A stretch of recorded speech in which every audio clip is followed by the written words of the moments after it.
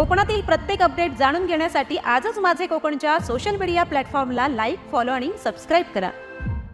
खेड येथील एड्युस्मार्टिंग ॲक्टिव्हिटी सेंटरच्या विद्यार्थ्यांनी 18व्या राष्ट्रीय बॅकर स्पर्धेत घवघवीत यश संपादन करून शहराच्या शिरपेचात मानाचा तुरा रोवला। या प्रतिष्ठेच्या स्पर्धेसाठी एकूण 22 विद्यार्थी सहभागी झाले होते। चुरशीच्या पहिल्या फेरीत 8 विद्यार्थ्यांनी यश संपादित करत सर्वांचं लक्ष वेधून घेतलं।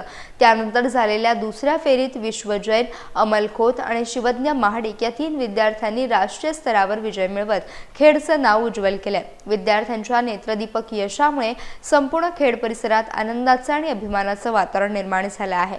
या यशाचे मुख्य श्रेय विद्यार्थ्यांची जिद्द आणि त्यांना अहोरात्र मार्गदर्शन करणाऱ्या शिक्षिका मीनल सुशांत इनरकर यांना जाते।